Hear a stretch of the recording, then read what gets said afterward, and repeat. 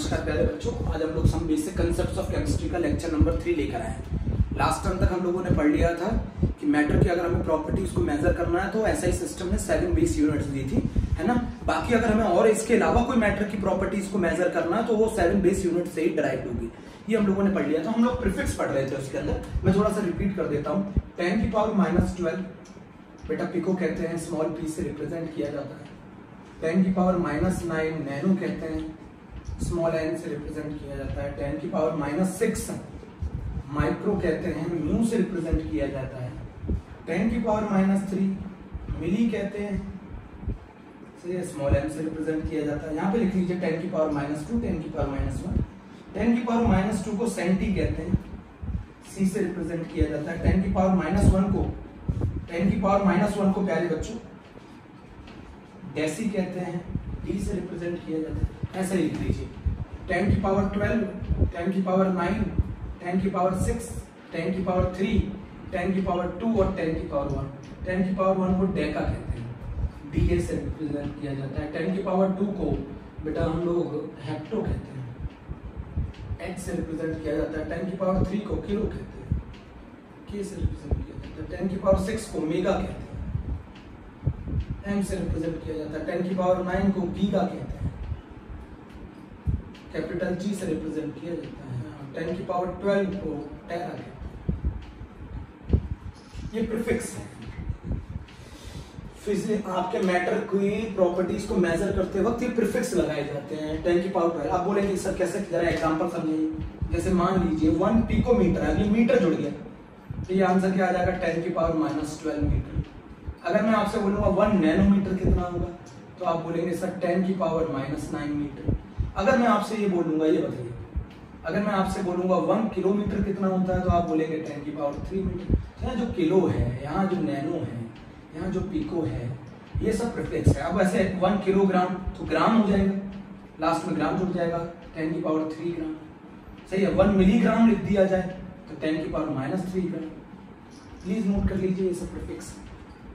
Please प्यारे बच्चों note कर लीजिए, ये प्रीफिक्स है। आप लोगों को मैंने लास्ट टाइम भी बताया था। क्या मैं इसको रफ कर दूं? आज हम लोग लेक्चर नंबर 3 पढ़ रहे हैं ना, some basic concepts of chemistry का। बहुत आसान है प्यारे बच्चों, बहुत आसान।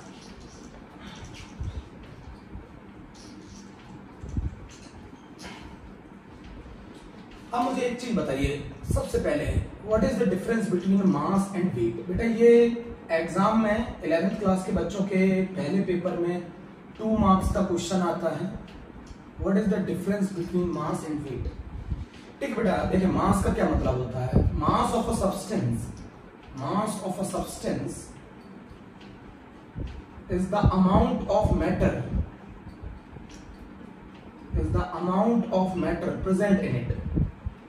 कितना मैटर किसी सब्सटेंस के अंदर प्रेजेंट है उसी को उसका क्या कहते हैं, क्या कहते हैं उसको, उसका मास कहते हैं। सुनिए मेरी बात, मास of a substance is the amount of matter present in it. कितना मैटर किसी सब्सटेंस के अंदर प्रेजेंट है वही उसका मास डिफाइन करता है। बट वेट ये नहीं, वेट एक फोर्स है। The force exerted, the force exerted by gravity, the force exerted by gravity on an object। कितनी फोर्स ग्रेविटी एक m मास के ऑब्जेक्ट पे लगा रही है उसी को बोला जाता है वेट। मेरे बच्चों समझिए, कितनी फोर्स एक्सर्ट कर रही है ग्रेविटी किसी m मास पर उसी को क्या बोला जाता है वेट। तो फोर्स इज इक्वल टू ये आ गया mg, ये हो गया वेट। m मास की बॉडी पे कितनी फोर्स लगा रही है ग्रेविटी उसी को बोला जाता है उसका वेट। तो वेट क्या हो गया, the force exerted by gravity on an object. मेरी बात सुन ली, मास क्या है, mass of a substance is the amount of matter present in it. Mass बेटा, मास की जो एसआई यूनिट है वो केजी है। मास की एसआई यूनिट केजी है। मास कांस्टेंट होता है। आप यहां से मून पे चले जाएं, मास पे कोई फर्क नहीं पड़ेगा, मास पे कोई फर्क नहीं पड़ेगा, अमाउंट ऑफ मैटर पे कोई फर्क नहीं पड़ता। बट अगर आप मून पे चले जाएंगे तो मून पर ग्रेविटी की वैल्यू g/6 है। मून पर ग्रेविटी की वैल्यू g/6 है। अगर g/6 है, ग्रेविटी चेंज हो रही है तो वेट भी चेंज होगा ना, वेट भी चेंज होगा, वेट कम हो जाएगा, वेट कम हो जाएगा, वेट भी चेंज होगा। मून पे जाने पे वेट कम हो जाएगा। भाई ग्रेविटी कम हो गई तो वेट कम हो जाएगा। ग्रेविटी की वैल्यू ज्यादा होती तो ज्यादा है, भारत पे ज्यादा है, मून पे कम है, तो वेट चेंज हो जाएगा। वेट कांस्टेंट नहीं है, वो ग्रेविटी पे डिपेंड करता है। ग्रेविटी की वैल्यू चेंज करेगी तो आपके वेट की वैल्यू चेंज करेगी, तो वेट कांस्टेंट नहीं है। दूसरा, वेट की जो यूनिट है वो न्यूटन है। वेट की यूनिट न्यूटन, हमारे केमिस्ट्री में इतना ही है बेटा, इतना ही पूछा जाता है। अब मैं आपको बता दूं कि जब लैब होती है ना, लैब में हम लोगों को क्या यूज करते हैं हम लोग, केमिकल। और केमिकल का मास, केमिकल हमें लेस क्वांटिटी में चाहिए होते, केमिकल हमें लेस क्वांटिटी में चाहिए होते, मेरी बात समझ रहे हैं ना, केमिकल हमें लेस क्वांटिटी में चाहिए होते हैं, तो वो मास किलोग्राम में यूज नहीं किया जाता, वहां मास ग्राम में यूज किया जाता है। 1 किलोग्राम बराबर 10⁻³ ग्राम। बेटा किसी केमिकल रिएक्शन करने के लिए बहुत केजी में मास तो चाहिए, बहुत कम मास चाहिए, मास तो कम चाहिए, तो हम लैब में जो मास मेजर करेंगे केमिकल्स का वो ग्राम में मेजर करते हैं, किलोग्राम में मेजर नहीं करते। मेरी बात समझ रहे हैं ना। तो मास और वेट के बीच में डिफरेंस पूछा जाता है स्कूल लेवल के एग्जाम में कि mass of the substance is the amount of matter present इन, कितना मैटर प्रेजेंट है किसी सब्सटेंस के अंदर, वही उसका मास है। मास की ऐसे यूनिट केजी है, मास वेरिएबल नहीं होता है। वेट कितनी फोर्स एक्सर्ट कर रही है ग्रेविटी किसी ऑब्जेक्ट के ऊपर, उसी को बोला जाता है वेट। और वेट वेरिएबल है, वेट की वैल्यू जी पे डिपेंड करती है। अगर जी चेंज होगा तो वेट चेंज होगा। मून पे जी 1/6 हो जाता है अर्थ के रिस्पेक्ट में, तो आपको मैं बता दूं मून पे वेट कम हो जाएगा, बट मून पर मास सेम रहेगा। अमाउंट ऑफ मैटर तो दोनों केसेस में सेम है ना, मेरी बात समझ रहे हैं। लैब में जो केमिकल यूज किए जाते हैं मेरे प्यारे बच्चों, लैब के अंदर जो केमिकल यूज किए जाते हैं वो कम क्वांटिटी में किए जाते हैं, इसलिए हम वहां यूनिट ग्राम यूज करते हैं, किलोग्राम यूज नहीं करते। पहला पॉइंट क्लियर है? चलिए ठीक है।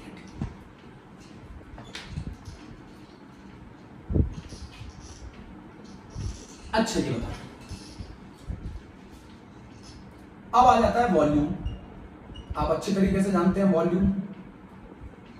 अगर मान लीजिए मैं इस कमरे के वॉल्यूम के बारे में बात करूं, तो इस कमरे के अंदर जो स्पेस है उसे किसी चीज ने कितना ऑक्यूपाई किया वो उसका वॉल्यूम है। भाई इस कमरे के अंदर मैं किसी चीज को कितना फिल कर सकता हूं, कितनी इस कमरे की कैपेसिटी है स्टोर करने की चीजों को, वही इसका वॉल्यूम है। आप मेरी बात समझ रहे हैं ना। वॉल्यूम क्या है? Volume is the amount of space that something contain. The volume is the amount of space that something contain. Volume क्या है? Amount of space that something contain.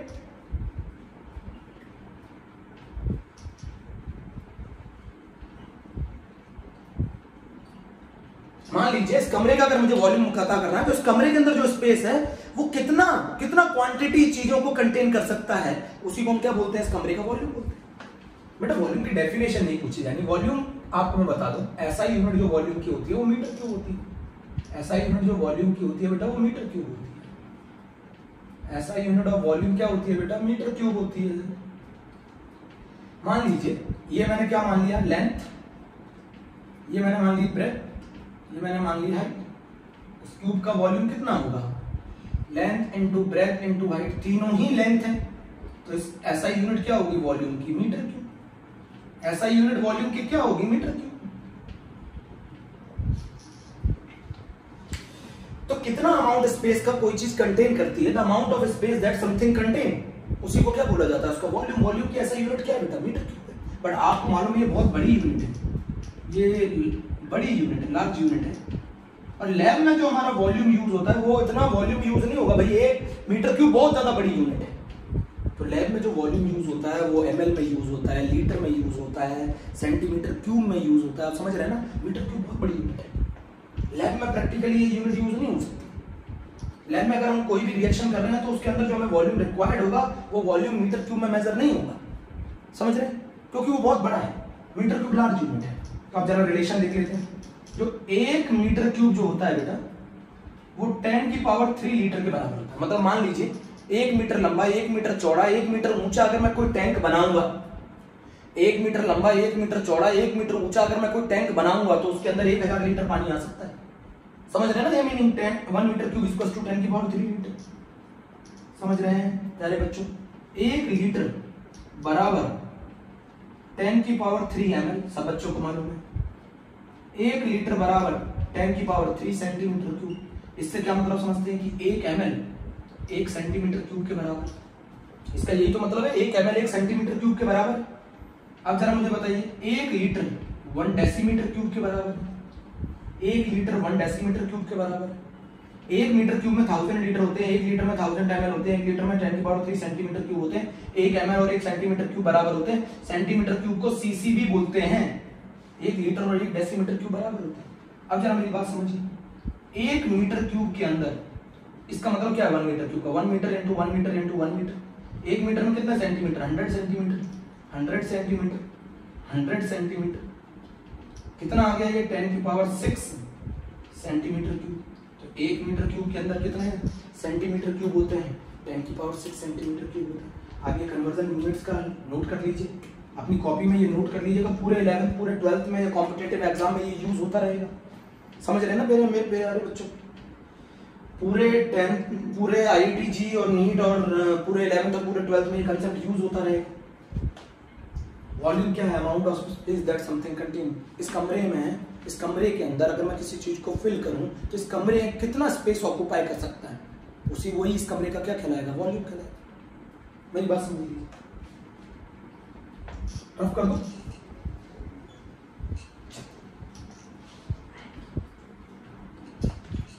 अब वॉल्यूम के बाद आ जाता है डेंसिटी।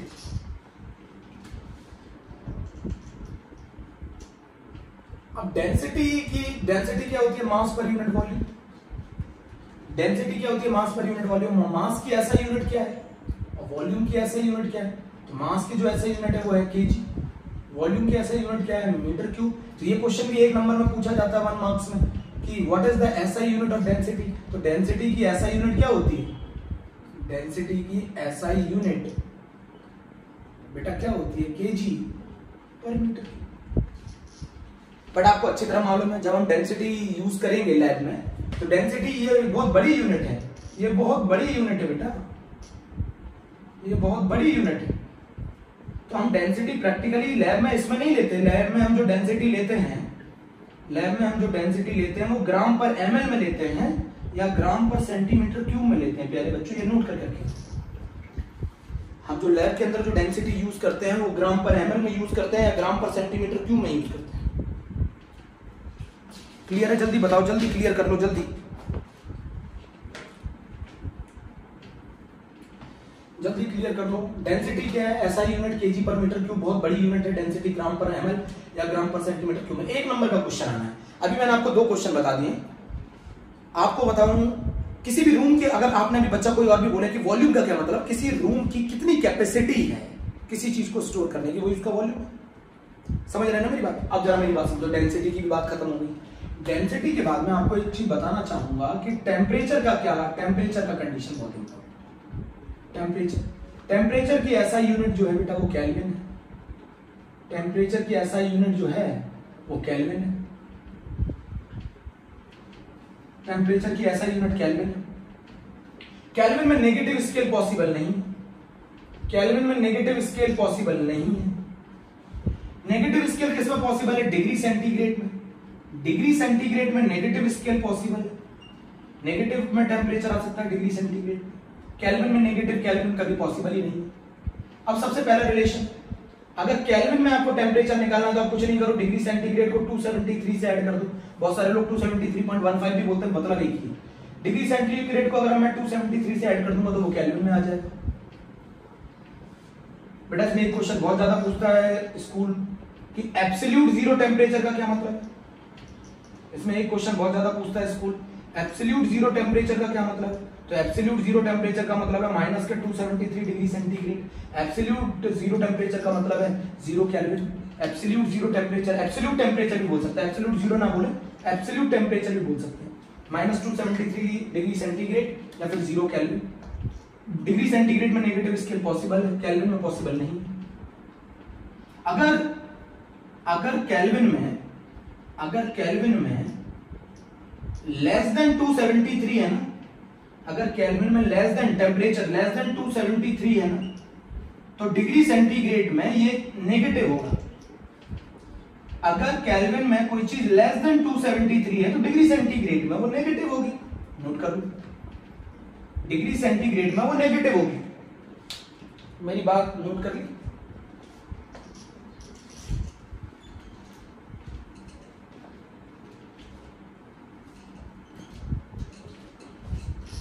बोलो जल्दी बोलो, नोट कर लिया। अब जरा मुझे एक चीज समझाओ, अगर मैं 25 डिग्री सेंटीग्रेड की बात करूं तो ये केल्विन में कितना होगा? ये केल्विन में होगा 25 प्लस 273 मतलब 298 केल्विन। अगर मैं 0 डिग्री सेंटीग्रेड की बात करूं तो ये केल्विन में कितना होगा? 273 केल्विन। अगर मैं 100 डिग्री सेंटीग्रेड की बात करूं तो ये केल्विन में कितना होगा? 3 बोलो जल्दी बोलो, 373 केल्विन। बोलो अगर मैं 37 डिग्री सेंटीग्रेड की बात करूं तो ये केल्विन में कितना होगा? 310 केल्विन। जल्दी नोट कर लो। 37 डिग्री सेंटीग्रेड हमारी बॉडी का टेम्परेचर होता है, 100 डिग्री सेंटीग्रेड बॉइलिंग पॉइंट है वाटर का, 0 डिग्री सेंटीग्रेड फ्रीजिंग पॉइंट है वाटर का, 25 डिग्री सेंटीग्रेड रूम टेम्परेचर। अब आता है relation between degree centigrade and Fahrenheit. Degree Fahrenheit तो ये तो आपको अच्छी तरह मालूम है एनसीईआरटी के हिसाब से। डिग्री सेंटीग्रेड बराबर degree Fahrenheit minus 32/9 C/5F minus 32/9 ये रिलेशन है। आप जो थर्मामीटर से अपनी बॉडी का जो टेम्परेचर मेजर करते हो फ़ारेनहाइट स्केल में मेजर करते हैं, डिग्री सेंटीग्रेड में नहीं। डिग्री सेंटीग्रेड में मर जाओगे। बोलो relation between degree centigrade and Fahrenheit C/5F minus 32/9। एक क्वेश्चन और पूछ लेंगे आपसे स्कूल लेवल के लोग। स्कूल लेवल में एक और क्वेश्चन पूछ लिया जाएगा और वो क्वेश्चन ये पूछा जाएगा, calculate the temperature at which degree centigrade and Fahrenheit is equal। वो कौन सा टेम्परेचर है जिसमें degree centigrade and Fahrenheit is equal? कैसे करेंगे? एक नंबर में आता है स्कूल एग्जाम में, वन मार्क क्वेश्चन है। स्कूल एग्जाम में क्या पूछेगा?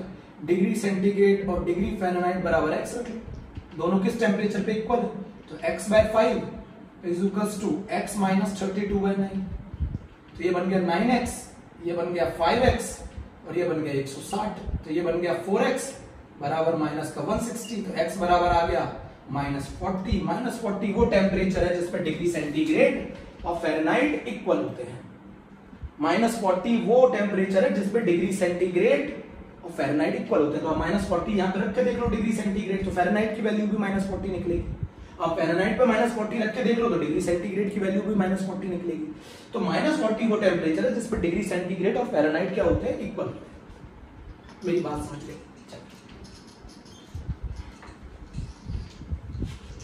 अब हम लोग क्या करते हैं, एक स्केल हमारी एनसीईआरटी में दे रखा है, जैसे उन्होंने एक स्केल बना रखा है, ये वाला केल्विन स्केल। आप देखिएगा एनसीईआरटी में डायग्राम, ऐसे करके एक केल्विन स्केल बना रखा है, ऐसे करके एक डिग्री सेंटीग्रेड स्केल बना रखा है, ऐसे करके उन्होंने एक फ़ारेनहाइट स्केल बना रखा है। आप इसको जल्दी से लिख लीजिए, डिग्री सेंटीग्रेड। तो आप अगर यहां से चालू करें तो मान लीजिए 0 डिग्री सेंटीग्रेड ले लेते हैं। 0 डिग्री सेंटीग्रेड सुन रहे हैं। फिर कितना ले लेते हैं? 25 डिग्री सेंटीग्रेड रूम टेम्परेचर। फिर बॉडी का टेम्परेचर ले लो 37 डिग्री सेंटीग्रेड। फिर ले लो 100 डिग्री सेंटीग्रेड। जल्दी नोट कर लो जल्दी, तब तक मैं पानी पी लूं।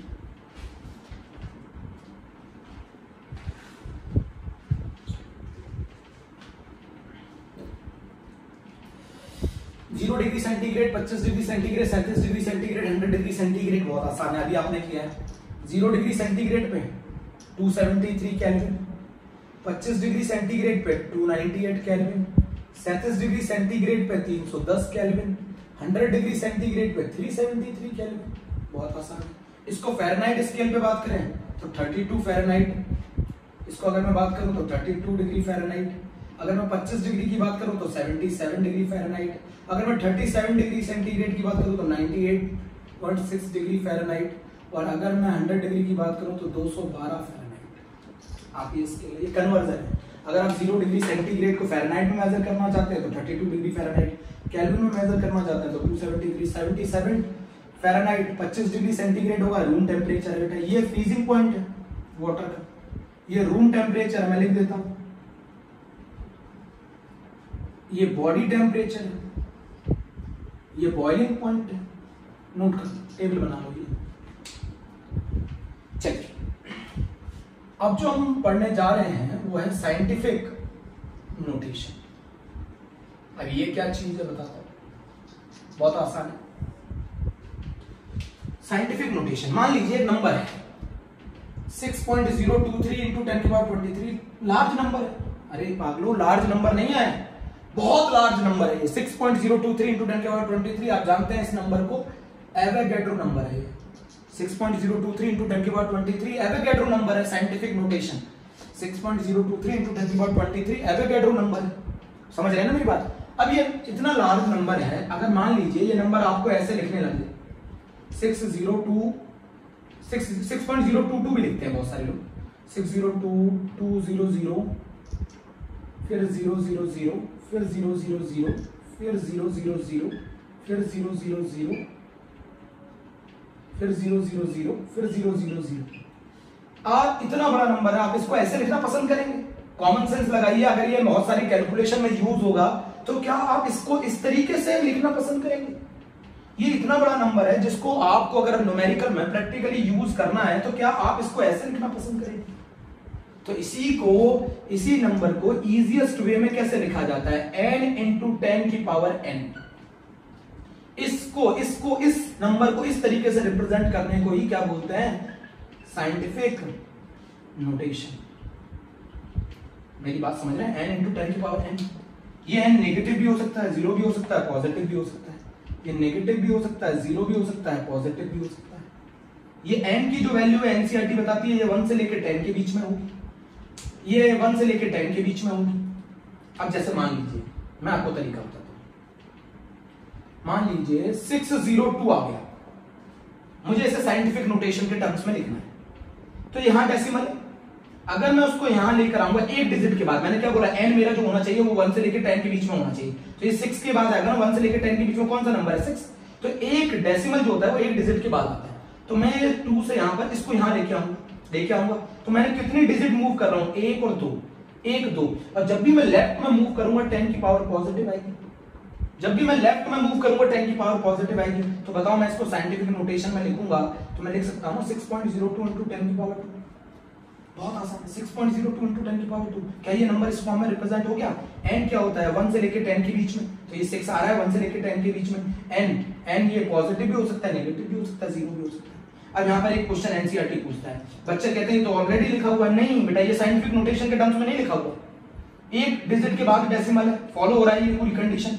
6.023 एक डिजिट के बाद डेसिमल है, बट इसमें 10 की पावर भी तो होनी चाहिए, तो 10 की पावर 0, ये इसका साइंटिफिक नोटेशन है। एनसीईआरटी का क्वेश्चन है, एनसीईआरटी का क्वेश्चन है, एनसीईआरटी का क्वेश्चन है।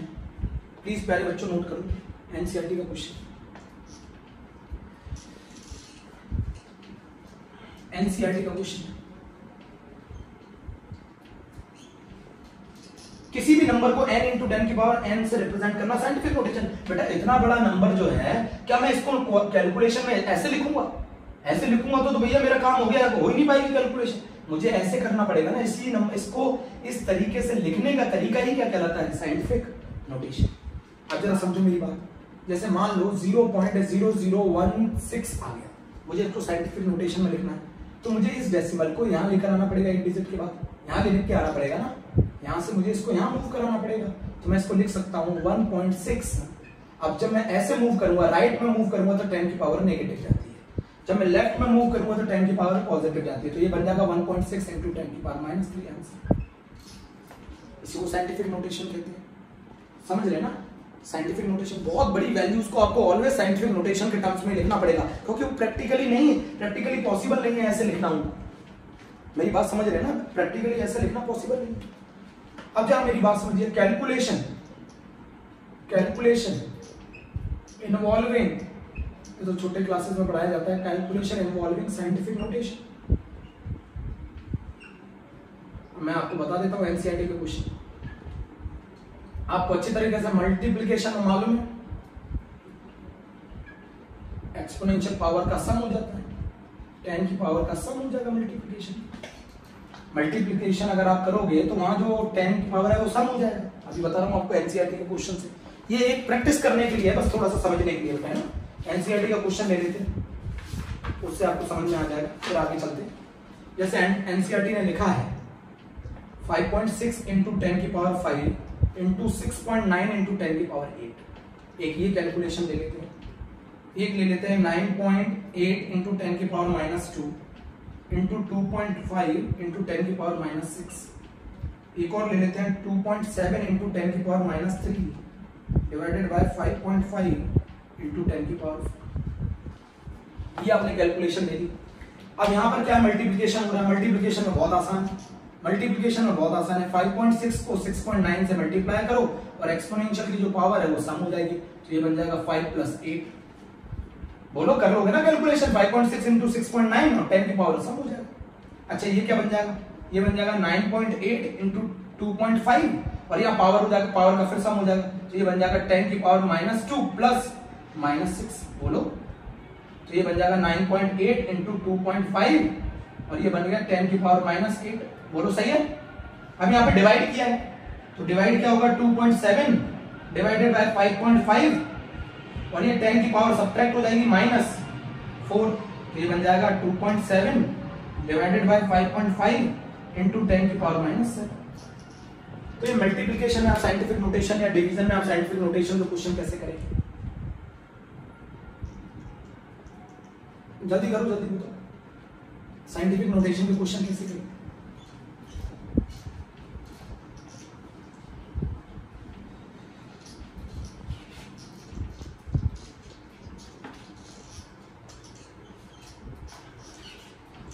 समझ में आया? अब ये सुनो बहुत ध्यान से, एडिशन और सब्ट्रैक्शन में आपको एक्सपोनेंशियल पावर को सेम करना होगा।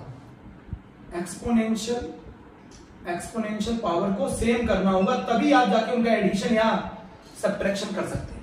आप एडिशन और सब्ट्रैक्शन तभी कर सकते हैं जब उनकी एक्सपोनेंशियल पावर क्या हो जाएगी? सेम हो जाएगी। फिर से मैं एक क्वेश्चन ले लेता हूं एनसीईआरटी का। बेटा, मैं एनसीईआरटी को ही टारगेट करे हुआ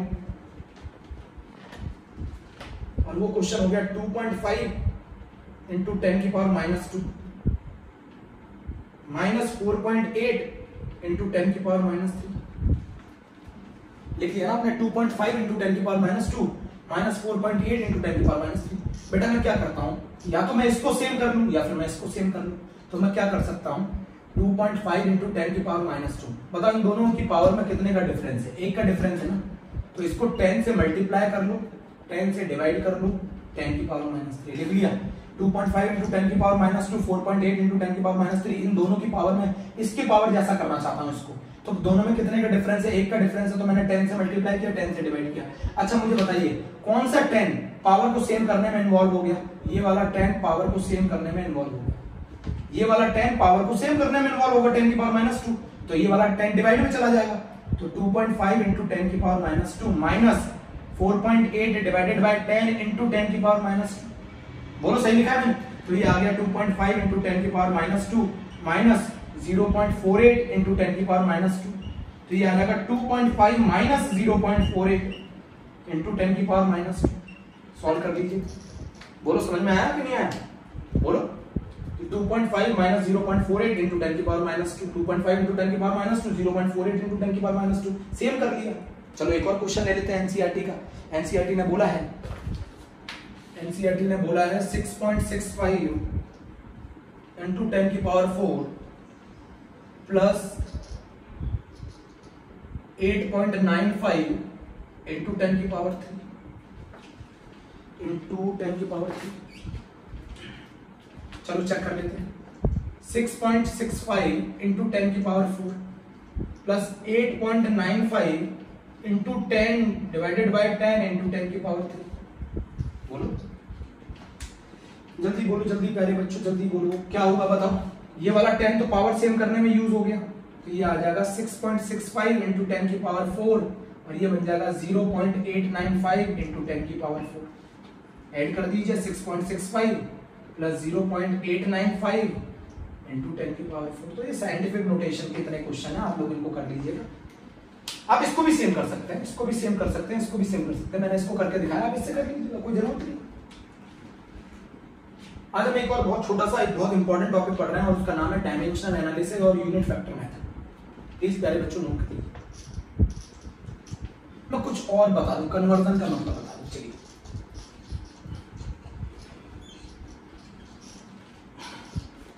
अब जरा मेरी बात सुनिए। आप जानते हैं 1 फीट में कितने इंच होते हैं? 1 फीट में 12 इंच होते हैं। 1 इंच में 2.54 सेंटीमीटर होता है और 1 सेंटीमीटर में 10⁻⁻² मीटर होता है। 1 फीट में 12 इंच होते हैं और 1 इंच में 2.54 सेंटीमीटर होता है और 1 सेंटीमीटर में 10⁻⁻² मीटर होता है। चलिए ठीक है, 1 माइल में 1.6 किलोमीटर होते हैं। 1 किलोमीटर में 1000 मीटर होते हैं और 1 मीटर में 100 सेंटीमीटर। बोलो बोलो, 1 माइल में 1.6 किलोमीटर होते हैं, 1 किलोमीटर में 1000 मीटर होते हैं, 1 मीटर में 100 सेंटीमीटर। चलिए ये आप लोगों ने नोट कर लिया है। अब डायमेंशनल एनालिसिस कह लो या फिर यूनिट फैक्टर मेथड कह लो। अब मतलब क्या है इसका? एक सिस्टम ऑफ यूनिट को दूसरे सिस्टम ऑफ यूनिट में कन्वर्ट करना, बट स्टेप वाइज। मैं आपको हिंदी में बताता हूं। ये तो डायमेंशनल एनालिसिस का मतलब है जिस सिस्टम में आपको यूनिट दी गई है और जिसमें आपको कन्वर्ट करनी है, तो वो यूनिट बचनी चाहिए जिसमें आपको कन्वर्ट करनी चाहिए, बाकी स्टेप वाइज सारी यूनिट कैंसिल होनी चाहिए। मान लो अगर मैं 2 डेज को सेकंड में कन्वर्ट करने को बोलूं तो सिर्फ सेकंड बचना चाहिए, बाकी सारा कैंसिल होना चाहिए। स्टेप वाइज स्टेप इंपॉर्टेंट है। मैं फिर बोल रहा हूं, यूनिट फैक्टर मेथड बोला जाता है, डायमेंशनल एनालिसिस बोला जाता है। तो जिस यूनिट में जिस सिस्टम ऑफ यूनिट में आप इसे कन्वर्ट कर रहे हैं वो यूनिट बचनी चाहिए, बाकी सारी यूनिट स्टेप वाइज क्या होनी चाहिए? कैंसिल होनी चाहिए। मैं समझाता हूं। जैसे अगर मैं 1 डे अपॉन 24 आवर लिखूं तो भी रिजल्ट 1 है, और अगर मैं 24 आवर अपॉन 1 डे लिखूं तो भी रिजल्ट 1 है। बोलो सही बात है? एक दिन में 24 घंटे होते हैं, ऐसे लिख लो तो भी 1 है। अब ये डिपेंड करता है मुझे जो यूनिट कैंसिल करनी होती है वो मैं डिनोमिनेटर में लिख रहा था। जैसे अब आप क्वेश्चन सुनिएगा, 2 मार्क्स में आएगा ये क्वेश्चन। 2 मार्क्स में क्वेश्चन आता है, कन्वर्ट करो 2 डेज को सेकंड में। Convert 2 days into second. Convert 2 days into second. आपको 2 दिन में कितने सेकंड हो गए ये कन्वर्ट करना। बच्चे डायरेक्ट कर देते नहीं, गलत मेथड। 2 मार्क्स में क्वेश्चन आएगा, कन्वर्ट 2 डेज इनटू सेकंड। तो आप कैसे कन्वर्ट करेंगे? अच्छा ये बताइए, ये मैंने लिखा 2 डे। एक दिन में कितने घंटे होते हैं? तो ये रिजल्ट आ गया आपका आर में। आर आ गया ना, डे कैंसिल। तो एक दिन में कितने घंटे होते हैं? 24। ये हो गया। अब मुझे आर को कैंसिल करना है, आर को। तो एक आर में कितने मिनट होते हैं? 60 मिनट। तो आर कैंसिल हो गया, रिजल्ट आ गया मिनट में। और एक मिनट में कितने सेकंड होते हैं? 60 सेकंड होते हैं। तो ये मिनट से सेकंड में आ गया। तो आंसर क्या हो गया? 2 × 24 × 60 × 60 सेकंड। आंसर हो गया 172,800 सेकंड। चेक करो, कन्वर्ट 2 डेज इनटू सेकंड्स। बोलो अब जरा चलते हैं, एक और एनसीईआरटी में क्वेश्चन है। कन्वर्ट 2 लीटर इनटू, मैं बता दूं आपको question. Convert 2 litre into metre cube. Convert 2 litre into metre cube. 2 litre में कितने मीटर क्यूब होंगे? एनसीईआरटी का question. Convert 2 litre into metre cube. अच्छा बहुत आसान। पहले इधर देखते हैं 2 लीटर। पहले लीटर को कैंसिल करना है। 1 लीटर में आपने पढ़ा है कितने सेंटीमीटर क्यूब होते हैं? 1000 सेंटीमीटर क्यूब। 1 लीटर में कितने सेंटीमीटर क्यूब होते हैं प्यारे बच्चों? 1000 centimetre cube. The result comes in centimetre cube. अब आप चाहते हैं सेंटीमीटर क्यूब। 1 सेंटीमीटर क्यूब में कितने मीटर क्यूब होंगे? आंसर आ गया 10⁻⁻6 मीटर क्यूब। 1 सेंटीमीटर क्यूब में, 1 सेंटीमीटर में कितने मीटर होते हैं? 10⁻²। तो 1 centimetre into 1 centimetre into 1 centimetre में कितने मीटर क्यूब होंगे? 10⁻6 मीटर क्यूब। तो सेंटीमीटर क्यूब कैंसिल हो गया। तो ये आंसर आ गया 2 × 10⁻³ मीटर क्यूब। ये डायमेंशनल एनालिसिस से आपने इन क्वेश्चनों को कर लिया। बोलो, आपने डायमेंशनल एनालिसिस से इन क्वेश्चनों को कर लिया। रफ कर दूं?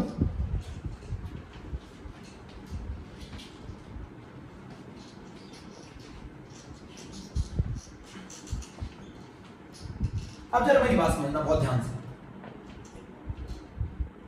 एक पर्सन की हाइट है 5 फीट 2 इंच, वो आपसे बोल रहा है कन्वर्ट करके बताओ इसको मीटर, कन्वर्ट इनटू मीटर। सुन लिया ना, ये भी क्वेश्चन आया हुआ है एग्जाम में, कन्वर्ट 5 फीट 2 इंच को कन्वर्ट करना है मीटर में। तो पहले ये बताओ 1 फीट में कितने इंच होते हैं? 1 फीट में कितने इंच होते हैं? 12 इंच होते हैं। तो 5 फीट 2 इंच में टोटल कितने इंच होंगे? 62 इंच होंगे। 5 इंटू 12 प्लस 2 62 इंच होंगे। अब जरा समझते हैं 62। अब मुझे इंच को कैंसिल करना है। अभी मैंने सिखाया था आपको 1 इंच में 2.54 सेंटीमीटर होते हैं। बोलो बच्चों, इंच इंच कैंसिल हो गया। 1 इंच में 2.54 सेंटीमीटर होते हैं, इंच इंच कैंसिल हो गया। 1 सेंटीमीटर में 10 की पावर -2 मीटर होते हैं, सेंटीमीटर सेंटीमीटर कैंसिल हो गया, आंसर आ गया 62 इंटू 2.54 इंटू 10 की पावर -2 मीटर। कर लेना, ये भी एग्जाम में आया हुआ क्वेश्चन, बहुत सारे स्कूल पूछ लेते। एक और करा देता हूं, तुम्हारा यहाँ पर एक और टॉपिक खत्म हो गया, डायमेंशनल एनालिसिस। साइंटिफिक नोटेशन में कुछ नहीं है बेटा, मल्टीप्लिकेशन और डिवीजन में, मल्टीप्लिकेशन में सम हो जाता है, डिवीजन में सब्ट्रैक्शन हो जाता है, और एडिशन और सब्ट्रैक्शन करते वक्त एक्सपोनेंशियल पावर को सेम करना होता है, बस खत्म हो गई कहानी। भाई एक्सपोनेंशियल पावर को सेम करोगे तभी एडिशन और सब्ट्रैक्शन होगा। मल्टीप्लिकेशन में 10 की पावर का सम हो जाता है, डिवीजन में 10 की पावर का सब्ट्रैक्शन हो जाता है, खत्म। और किसी भी नंबर को n इंटू 10 की पावर n से रिप्रेजेंट करना, यही कहलाता है साइंटिफिक नोटेशन, जिसमें n की वैल्यू 1 से लेकर 10 के बीच में होती है, और n में भी नेगेटिव में भी पॉजिटिव में भी 0। बोलो, चलिए ठीक है। अब हम बात कर रहे थे एक और क्वेश्चन, एक प्लेनेट का डिस्टेंस अर्थ से 96 मिलियन माइल्स है, 96 मिलियन माइल्स है। कहां का डिस्टेंस? अर्थ से एक प्लेनेट तक का डिस्टेंस 96 मिलियन माइल्स है। Convert into metre, convert into metre question पूछ रहा है, ये भी एग्जाम में पूछा गया है। 96 मिलियन मतलब 10 की पावर 6 माइल्स, माइल्स 96 इंटू 10 की पावर 6 माइल्स, सही लिखा है।